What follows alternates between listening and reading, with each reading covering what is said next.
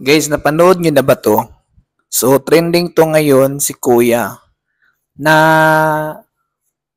accepted challenge yung ano niya. So, ito napaka-trending ngayon na isang fast food chain or isang nag-post dito na pag once daw ipatato mo sa noo, yung logo nila is bibigyan kanila ng 100,000.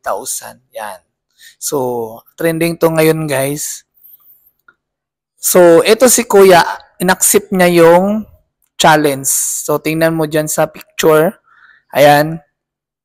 Pinatato niya sa kanyang noo yung logo ng ng nag-challenge. Yan. Pero nung natapos na yung tattoo, alam mo yung sinabi ng 'di ba? Once more, Taragis Takoyaki is not accountable for the event that occurred. Kasi daw, bakit? Dahil daw sa April Fool's Day. 'Di ba? Guys, sa panahon natin ngayon, 'di ba? Yung mga Pilipino, kahit anong challenge pa yan, lalo na pag magulang, tapos may mga pinapakain, pinapaaral, igagrab talaga, lalo na nakikita nila na kayang-kaya naman. Kaya sana naman sa mga iba, 'di ba? Hindi alam ng lahat ng karamihan na merong April Fools, at saka hindi yan hindi yan guaranteed na sabihin mo, kasi bakit? Yung April Fools kasi yan sa mga tao lang yan hindi naman yan eh. Kumbaga regular o hindi naman yan. 'Di ba? Kaya huwag kayong magbiro, guys, sa mga tao na gaya nito kasi nakakaawa.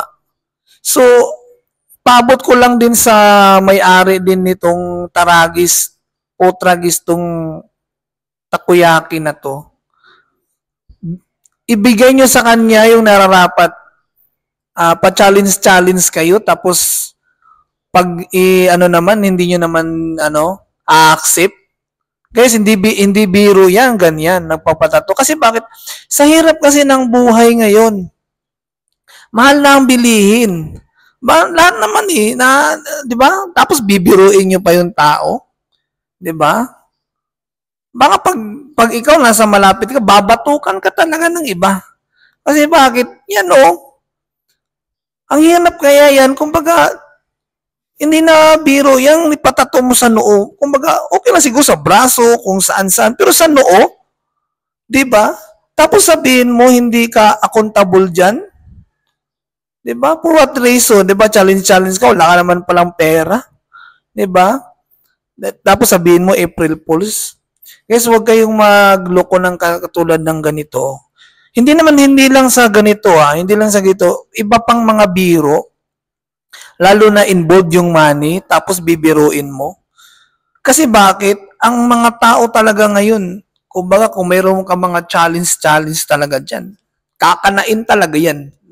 Kasi bakit sa hirap ng buhay talaga natin ngayon, ang hirap kumita ng pera. Pag kumita ka na ng pera, ang bilis lang din maubos. Kaya sana ito, lesson learned din to sa iba din na nag-a-accept din ng mga challenge na dapat legitimate talaga. Wag bigla-bigla, wag agad-agad, lalo na pag mga na yung mga buhay natin or mga karapatang tao natin.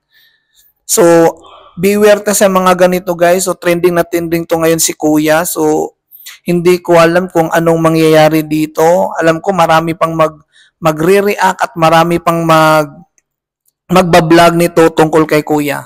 Pero alam ko meron din yung batas na inaano din dito. So pwedeng kasuhan yung Taragis Takoyaki niyan. So yun lang, guys, be aware lang din tayo sa mga pag-accept ng challenge. Alam ko naman na marami tayong mga paghihirap sa buhay, pero hindi yan rason para isa lang alang yung natin karapatang pangtao natin. So yun lang, guys, maraming salamat and God bless.